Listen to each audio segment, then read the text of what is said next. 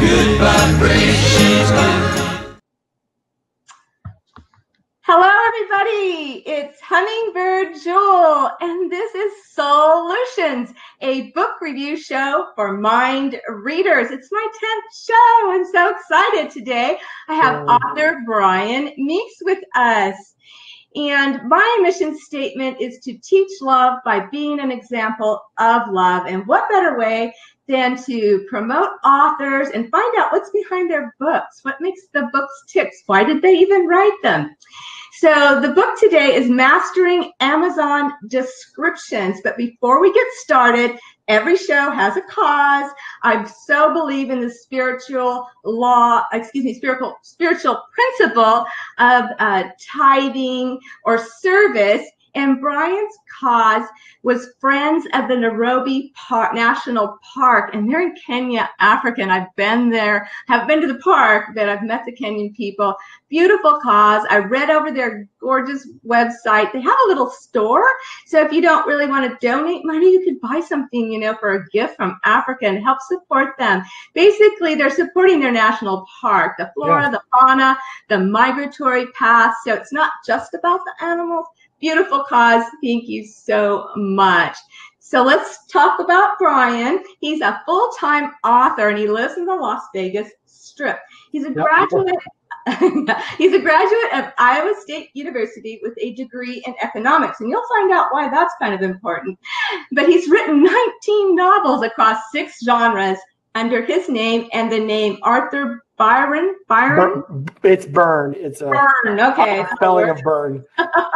Okay, Brian's author of the Henry Wood Detective Series, a satire series, Underwood, Scotch, and Rye. He has some standalone YA, a science fiction series, and this year's been working on a 10-book epic fantasy series. Yep. But he's also written a number of nonfiction books, including Mastering Amazon Ads and today's featured book, Mastering Amazon Descriptions. So Brian, beyond just writing novels, he started to learn that there was a joy in the publishing side of it. Don't roll your eyes. But he found that writing novels was great. But publishing, there can be some challenges. So over the years, he's developed this great technique. He's been researching. He's got a handle on the publishing marketing aspect. And he enjoys writing about it and about all his discoveries.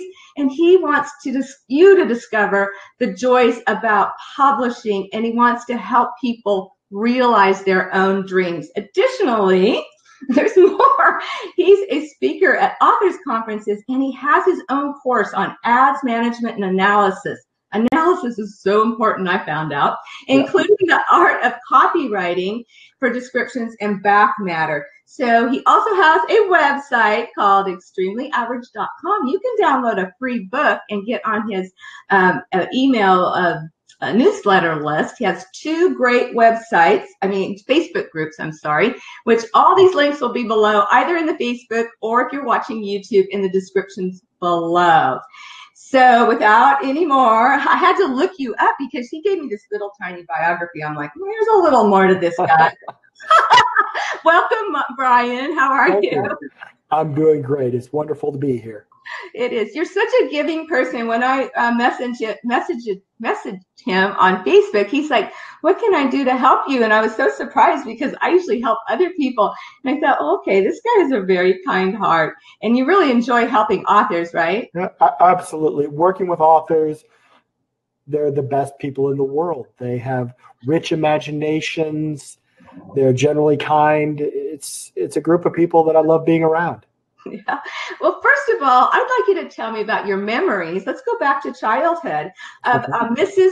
Johnson. I did some digging on you.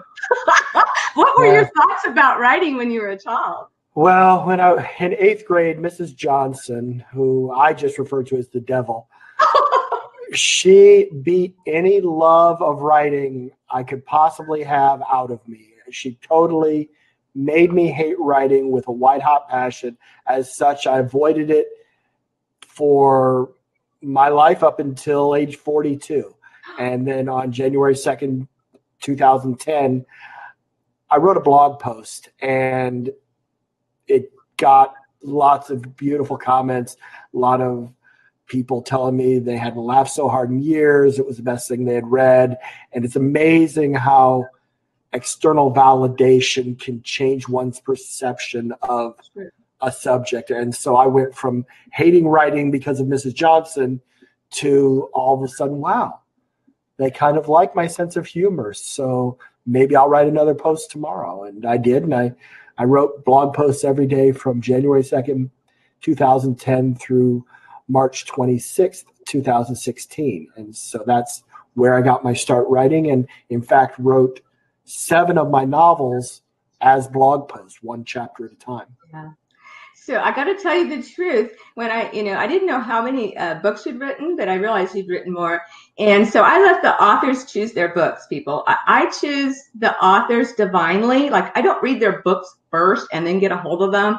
I get a hold of the authors. And since he'd had many books, when he picked Mastering Amazon Descriptions, I'm like, oh, this is going to be so dry. I was like, truly, I did think that, okay, I started reading this book. I'm laughing my behind off. It's hysterical. It was so funny. I had to stop and tell him, I go, I can't stop laughing. And so he makes this, topic fun. That's how great you are. So who's Elmore Leonard? Why does he such an influence to you? Elmore Leonard is an author who passed away a couple years ago. Over his lifetime, I believe he wrote 47 or 48 novels. I've read 17 of them, and he's a lot of people know his work. Those that haven't read him maybe know the TV show Justified was based on a character from 2 of his novels. Jackie Brown was a movie. Get Shorty was a movie. Those are all his books. His books. And some have said that he is the best American writer of dialogue in the last 100 years. And I absolutely believe it. When I discovered his writing, I don't remember, it was the second or third novel of his that I was reading through. And I got to a point, and this was in my life, I was maybe 3 or 4 novels into the Henry Wood series. And I got to a point in the dialogue where this husband and wife who were on the run from these people trying to kill them, and they're having a conversation. And the wife asked the husband a question, and the husband responded to something completely unrelated. And then she acted like he had given a reasonable answer and continued on with the conversation. And so for a handful of lines, maybe 6 or 7 lines back and forth, they were having 2 different conversations and weren't listening to each other. And it was so rich and finely crafted. Prior to that moment, I'd always thought, oh, Cheryl says, hey, what do you think of this? Bob says, well, I think this. It doesn't have to be that way. And he doesn't overdo it. But sometimes when people talk, especially those that are in a relationship for a long period of time, they don't listen. And the way he demonstrated that, and then they got back on the same page and, of course, avoided getting killed. So it was just this beautiful moment of reality that struck me as an example of how powerful dialogue in writing can be if you take it to another level. And so that's why he so inspired me, and that's why I continue to read his books. I read 17. I'm working on the 18th called Road Dogs right now. Okay, well, now you got my interest, Dad. He's all brilliant. Right. Let's get to the dirt of the mastering the descriptions. Okay. Sure. Copyright, a lot of people mean that little C symbol, and that means nobody can reproduce. So can you just kind of tell us what it means, define copywriting and the essence as we're talking about it for Amazon? Yes. Well, copyright, there's copyright and copywriting are 2 different things. Copyright is a legal protection for your work. Right. Copywriting is the art of writing advertising copy to, in this case, sell your books. And this is something that I spent a couple years researching. I have a background in data analytics, and I wanted to know, could you, through using copywriting techniques, convert better at getting people to buy your book. So when people go to your landing page on Amazon or wherever, Apple, iBooks, Barnes & Noble, Nook, any of these places, and there's that description, if it's done correctly, you have a better chance of getting a new reader. If it's done poorly, then people lose interest and they simply go away. And so that has been what I've been studying, and the results are remarkable. When I began, my sales were converting one in 30 to 35, meaning I would do pay-per-click advertising and it would take 30 to 35 clicks to get a person to try out my book. Right.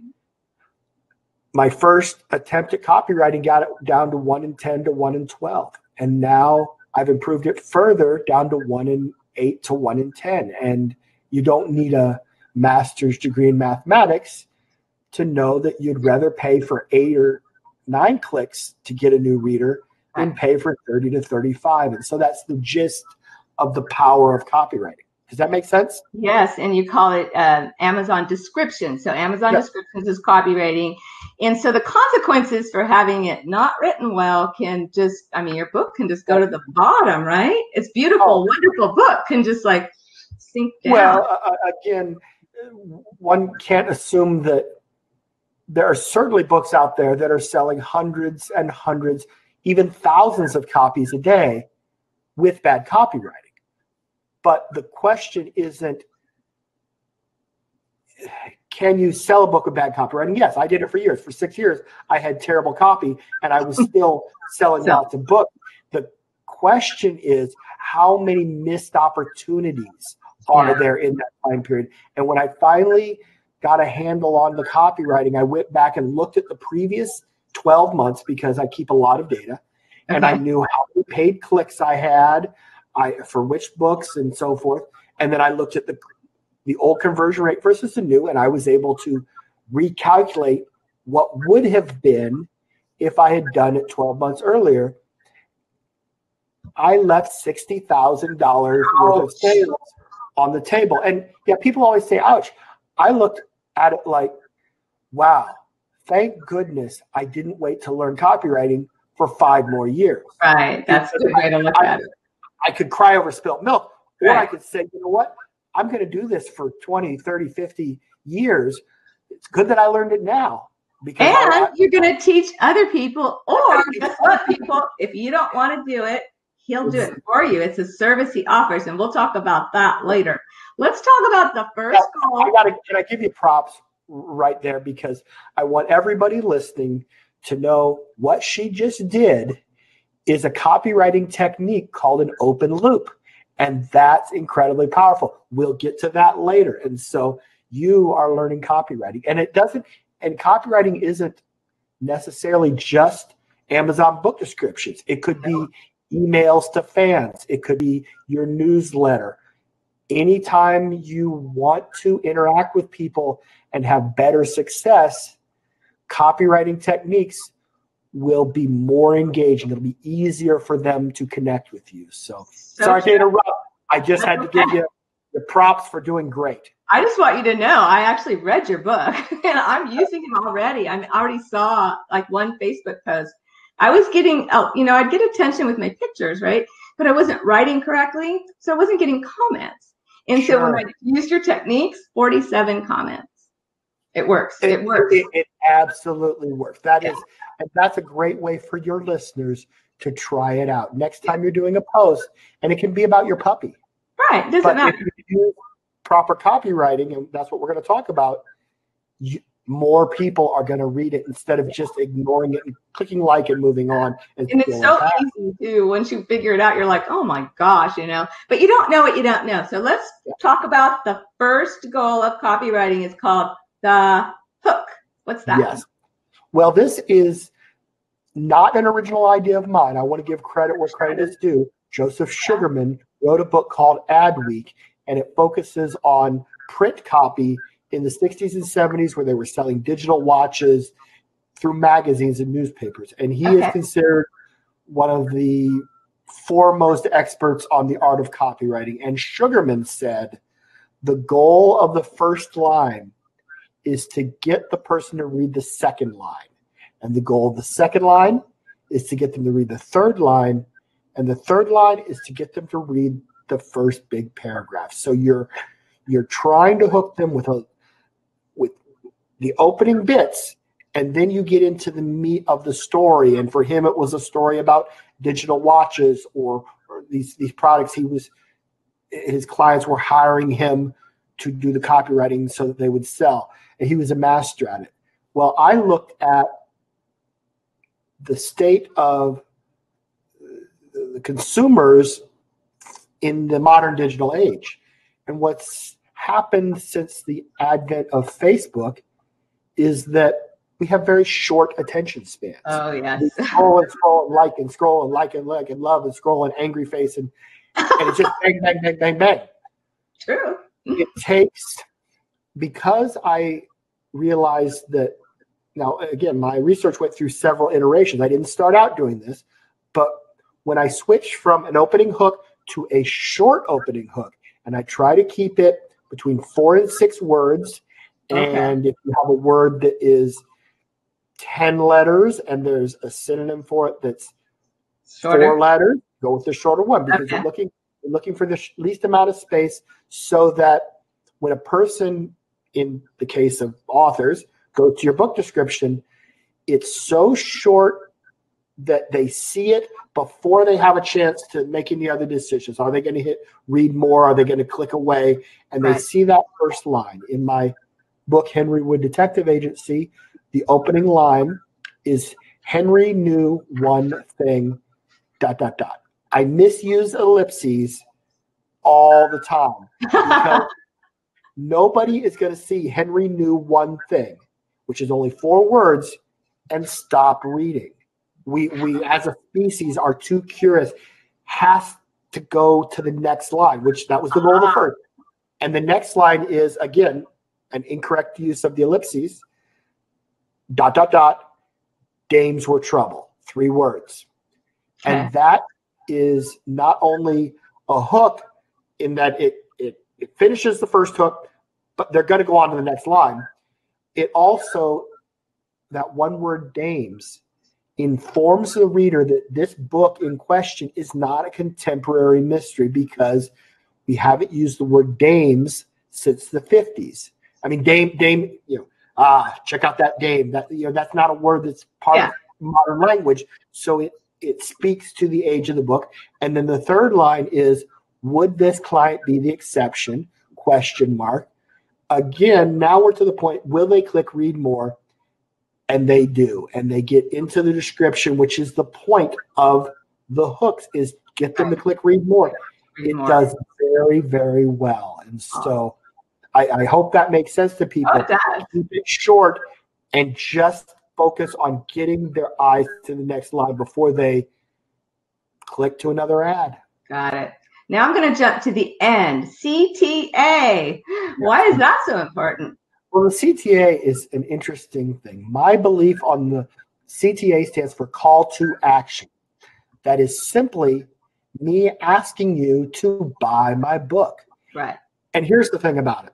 I don't believe that at the point we get to the CTA, at the end of the description, that the person who intends to buy it, they've already made that decision. But here's the point about the CTA. Through a lifetime of exposure to Madison Avenue advertising campaigns and TV, magazines, newspaper, we expect there to be a CTA. It's like this little bell that says, okay, we've reached the end of the sales pitch. Right. There's the call to action. They're asking me to buy. I can stop what I'm doing and go buy it if I've been convinced. So it just needs to be there. Now, some people will write these long CTAs. If you're interested in exploring the adventure, scroll up and click buy now. Something like that, which is just too much. You don't want to make the CTA a burden. I prefer get it now, period. It's not even that many letters. I always use get it now because the point is just it's a signpost. That's all it is. I don't think it closes the deal. I think it just precipitates the action of them moving forward. So that's my belief on CTA. Yeah, I've noticed it now. I've seen where people aren't doing it. I noticed I wasn't doing it. So I mean, Yeah. I've learned so much. I don't even have a published book or a book. I'm just using it in my everyday life already, and it's amazing. But when I do write my book, I'm going to be prepared because I've read his books, and I'm going to take your course too. Excellent. It's going to be great. Just because I'm the kind of person that I can read, but I need to reread, and there's a lot in the book. Like, let's talk a little bit about conversion rates, just a little bit. Conversion rates. Yes, that's an important thing for authors to understand. There are two paths one can take. One can self-publish and be exclusive with Amazon, or one can be wide, where you're publishing on Amazon, iBooks, Barnes & Noble, Nook, and so forth. Okay. Kobo, the Canadian one, that's another great resource. The difference is most people, when they're starting out, choose to go exclusive with Amazon because you get the benefit of your book being included in a thing called Kindle Unlimited, which is, for all intents and purposes, the Netflix of books. Okay. It allows people to subscribe, and they have this huge catalog of books, and they go and they download it, and they can read it. It doesn't cost them anything. We as authors get compensated if they read the book. We get paid per page. And so it's an interesting system. If your book is exclusive, because again, most authors, especially new ones, tend to go that route, a conversion is simply a new reader. And where people go wrong is that they focus on sales. Well, if you have 10 readers, because Kindle Unlimited has become so popular, 7 of your new readers are likely KU subscribers, and they didn't buy the book, they downloaded it. You're still earning revenue as they're reading it, but it's not showing up as a sale because it wasn't a sale. It was a download. And so it's important, if somebody that is listening to your show has a book out and they want to calculate their conversion rate, this is what they'll do. Take a period of time, say 30 days, and it has to be a reasonable amount of time so that you can look at your advertising data, your AMS ads, and know how many clicks you paid for. Mm-hmm. And so you take the number of clicks, and we're going to do easy math. Okay. Let's say it was 1,000 clicks. Okay. And then you look up the number of paid sales, and let's say that you had 30 sales. Now, that's not all the new readers that came to your book. There were probably about 70 new readers that came through Kindle Unlimited. And this is the one slightly tricky part. What you'll need to do is look up the number of page reads over that 30 days. Okay. And then divide it by the number of pages in the book, which is when somebody publishes, when we publish on Kindle, on KDP, there's a number for each book that tells us how many Kindle pages, which is different than the print pages. So you want to look that up. It's called KENPC.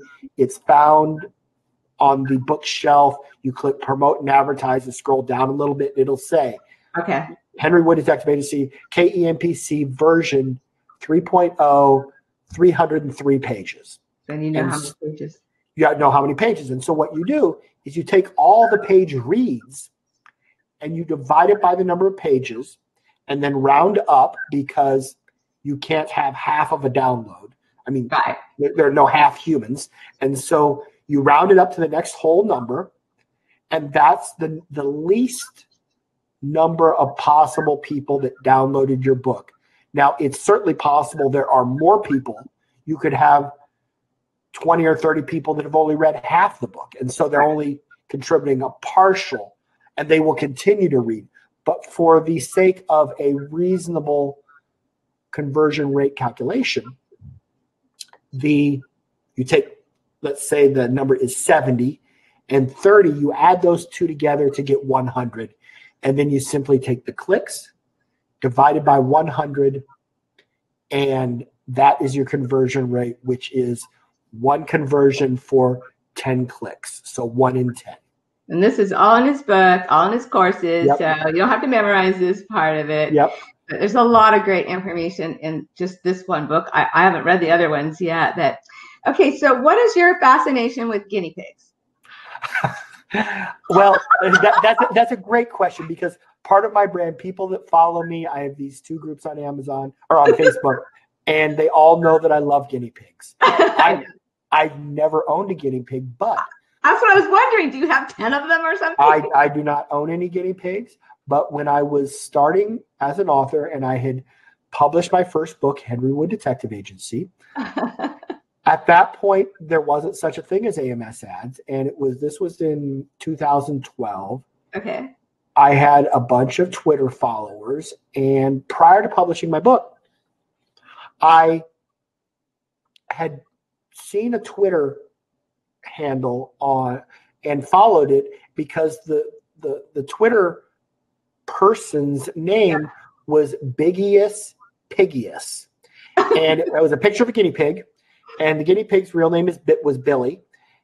And Billy had a blog where the guinea pig wrote about his humans travel business. And Brilliant. They take tours from Australia to Africa on these safaris. And so the blog post was always from the point of view of the guinea pig, and and then he would write about his staff, the humans that were there to do his bidding. And it was adorable. And I followed Billy, and we became friends. And so they were, well, I think in terms of Billy the guinea pig, Billy was very supportive of me deciding to publish my book. And his little cage name was Badger. When I did publish, they were one of the first people who purchased my book. And I got it to Australia. And when they got it, they took pictures of Billy and Badger sitting with it was so adorable. Awesome. So then when I wrote this young adult that I have called Secret Doors, I created 2 characters that are giant guinea pigs, like 6 feet long and 4 feet high. They're huge. And I named them Billy and Badger, and they are minor characters in the story. And sadly, this has been a number of years. Billy and Badger have both passed on. But at that time, there are a lot of people on Twitter that post as their guinea pigs. And so because I was following Billy and Badger and retweeting their stuff, very quickly I had 50 guinea pig followers. And so I just fell in love with guinea pig. It's a very long answer, but it is. But now people know. They know that nobody's asked you that question before. No, that's a new podcast question, and I'm glad you asked it, because guinea pigs are adorable. Their little noses, I love them. Yeah. So, how do you write somebody's description without reading their entire book? Well, typically, they have an existing description, and that description will be a synopsis of the story, which is so boring. And if they overdo it, it can give away the story and kind of ruin it, so that there's no real need for the person to buy it. Okay. And so the second thing I do is I look at the reviews. In the reviews, there's gold, because people that write the reviews, if there's a reasonable number of reviews, then I'm able to see patterns. So if I see 3 people mention, and I loved the ancillary character, so-and-so, well, if 3 people out of 20 reviews mentioned it, and I know that it takes about 100 people reading a book to get 1 review, there's probably a lot of people that liked that ancillary character. So I might include them in it. Or if they mention, I loved the twist at the end, or, there's some phraseology that is repeated that was important to that reader. If I see it multiple times, that's probably a pretty good hook that I can use to entice other people who would like that same trope or theme or what have you. And so I take those things and I'm able to write copy and get to a much better result than typically what people have. Okay, so we're going to have to close the show out. But before we close, if y'all don't want to go through the whole process, but I really recommend, even if you're going to hire him to write your description, read the book anyway, because Absolutely. and then join the Facebook groups because they help each other out. The authors help each other out. And so how does somebody go about hiring you to write a description if they need some help and they need some help understanding, helping their book out that they already have or their brand new book? How would they find it? Just join either of the groups, Mastering Amazon Ads or Mastering Amazon Descriptions. Okay. I approve nearly everyone, and then just leave a comment in the group, and I keep a close eye on them. Or you can reach out to me with a friend request on Facebook. I tend to do most of the business through Facebook. And I will write your description for you. It's $120, and I put you on a list. Right now, my list has, I think, 4 people on it. And so I try to do a couple a day, and so I get through it. It's usually not too long of a wait.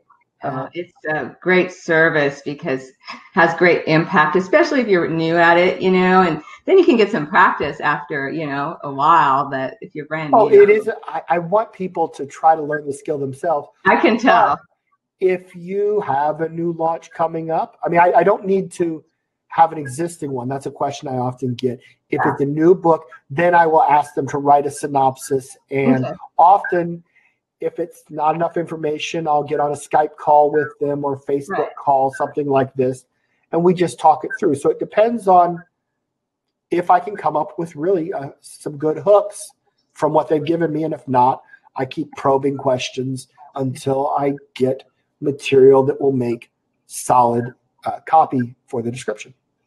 Okay, so all the links to everything, Facebook groups, his Facebook itself, everything will be in the notes, either on the Facebook Live or if you're watching this on YouTube, on my channel, Hummingbird Jewel.